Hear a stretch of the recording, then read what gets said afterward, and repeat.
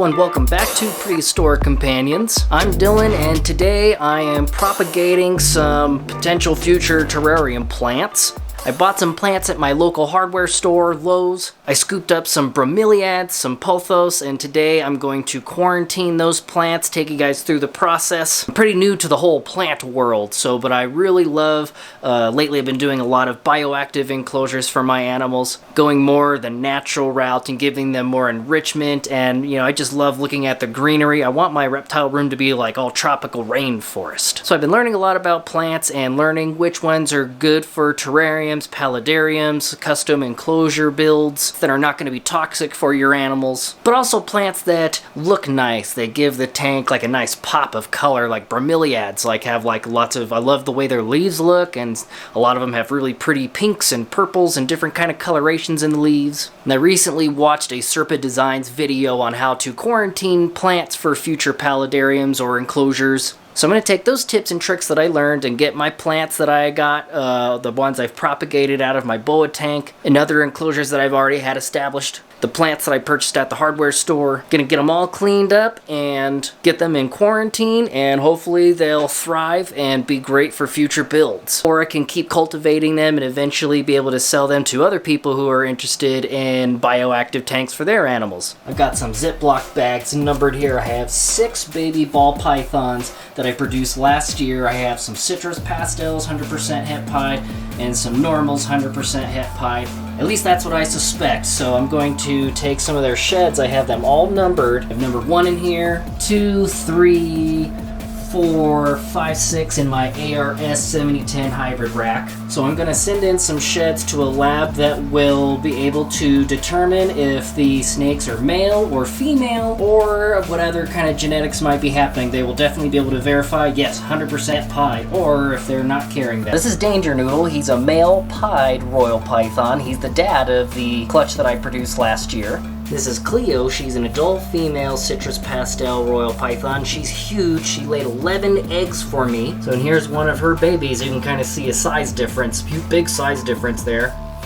So these guys are almost 1.5 years old, one of the citrus pastel babies.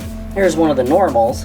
So even though I've used a probe kit to determine the gender and I've tried the popping method, this was my first time breeding, so maybe I don't have the confidence to really 100% tell you, oh yeah, it's a male or female. So I'm going to send in a shed sample to this lab, and 100% they'll be able to determine by the chromosomes and tell me, yes, male or female. That way I can ensure my customers, whoever future buyers, they know exactly what they're getting. And it also helped me determine which ones I want to keep. It's my first clutch breeding reptiles. I have to keep 1. Or 2. Now here is Linguini, my Boa Constrictor's habitat. I customized this tank probably about 2 years ago now. And this Sigonium in here, or otherwise called the arrowhead plant, has just totally overgrown. These things actually get pretty big. This is only a 40-gallon enclosure, and the thing started going completely crazy, so I've had to take some snips. And this plant is relatively easy, I hear, to propagate. So you just take some snips, and you put it in water, let those roots develop. So I'm doing that, and I'll have plenty of this for future paludariums. Linguini now, every time I come in here, she thinks she's getting food.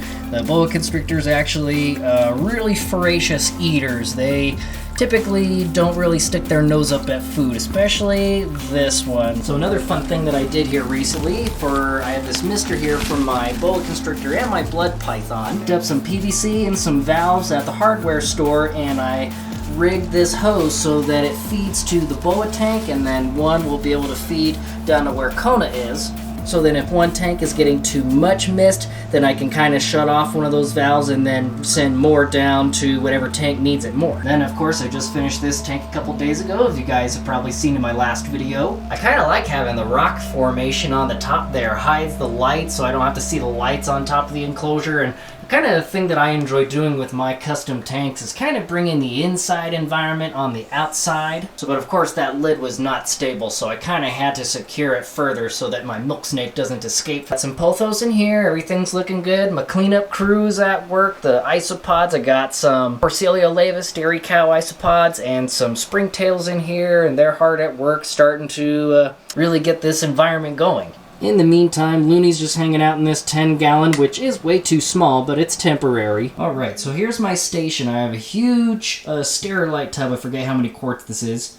But I put about 6 gallons of clean water in here, and then I just have some basic bleach here. So you want about 5% bleach per gallon, which is roughly 6.4 fluid ounces. So if you have 6 gallons, 6 times 6.4 fluid ounces amounts to about 38.6 fluid ounces. So then I have a scale here that I use to weigh my reptiles. It converts in grams and ounces, so I'll use this to measure out how much bleach I need for my 6 gallons of water here. I have some moss that I picked up when I was in Minnesota 2 weeks visiting my biological father and other family up there. Some nice, really pretty moss, so we're going to get that cleaned up. I have this really pretty bromeliad. Got some pothos, I'm not sure how you pronounce it. Different strokes for different folks. So took some clippings from my other enclosures, same pothos there. Here's the Sigonium, the arrowhead plant. Nice big leaves. Don't really like how tall they get. If they were shorter and more bushy and filled up the space more, that'd be nice. Kind of pothos, different leaves. This here's a different kind of bromeliad. So there's lots of different kinds of bromeliads. Love like this kind of like a alizarin crimson, kind of pink-red flower on top there. So we're going to take all these and wash them out in the sink and get rid of the old soil, wash off the roots real good, in lukewarm water. And once they're all real nice and clean, got all the debris and dirt and stuff off of there, then we're going to dump them in here and let them sit in the 5% bleach water mixture for maybe about 15 to 20 minutes. And that'll really just kill any other potential bacteria that you don't want. And really any plants, even house plants from what I learned, or really, yeah, house plants or plants that you are intending to use for your terrarium, you really want to quarantine them. Even just simply having them in your room or in your house in general, things can transmit. You know, you bring it from the store, and who knows what's in there, and then you bring it into your home, and things can get in your tank. So to avoid anything that you don't want, like mites or other bacteria or anything, then you definitely want to take the precautions, wash out the plants, get rid of the old soil, put in your new favored substrate, and then you should be good to go. When I'm done with this water, I'll throw that out, clean out this tub, and then I'll put all those plants in their own containers, and I'll put it in here and put like maybe a press and seal wrap over the top and kind of keep that environment humid, and then I'll put a grow light over the top and keep all the plants in this environment here for a period of time, maybe a month and a half. Now give me an opportunity to just check on them, see how they're doing, and the humidity inside the plastic tub should get the plants kind of used to high humidity environments before they go into an actual enclosure. Turn on our scale here, make sure that's flipped to ounces. My measuring cup on there, and I need to zero out my scale, so then I'll turn this off, turn it back on. Now that's zeroed out. Almost. So I'm actually going for about 38.4 ounces, which is actually equal to about 2.3-ish pounds. Alright, here we go for the plunge. 15-20 minutes-ish.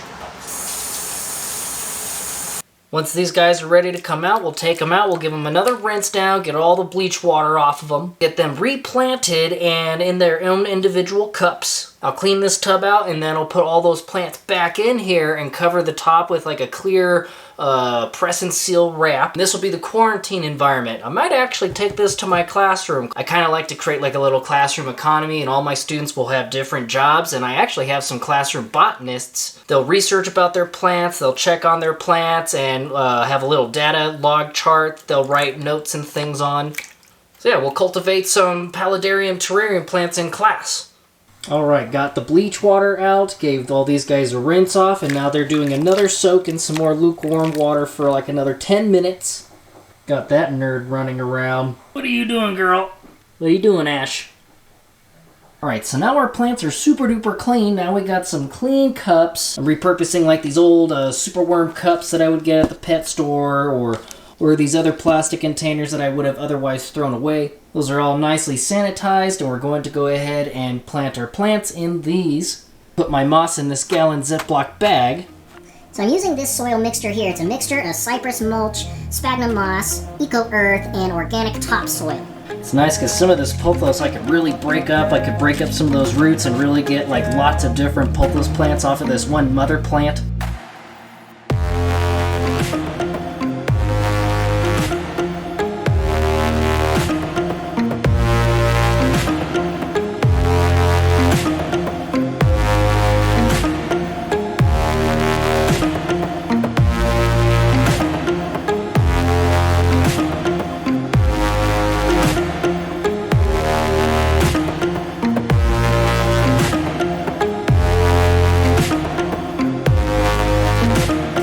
ended up getting 2 bins full of plants here. I was actually able to get a lot of different pothos off of one plant that I bought at Lowe's. Plants got the scrub down, they're nice and clean, disinfected. These tubs are really clean. So now I'm gonna give everybody a real good drink. Then we'll go ahead and get these 2 tubs wrapped up with some saran wrap or clear plastic wrap. Then that'll begin the quarantine process. Kind of just check on these plants every now and then and just monitor them, see how they're doing. Then, they'll be ready for whenever I start my next enclosure build. Alrighty, and there we have it. These guys are finally in quarantine. Now we just gotta get them set up under their lights and let them do their thing. This plastic wrap should be thin enough so that light can easily penetrate it and keep all the humidity inside so that the plants kind of become acclimated to that future tank that Thank you guys so much for stopping by today. Hope you guys enjoyed today's video. Hit that YouTube like button to let the algorithm know that people enjoy my content. So if you want more animal content, more custom tank designing, more plants, more art, hit that subscribe button. Thank you guys again. Be safe out there, and I will see you in the next one.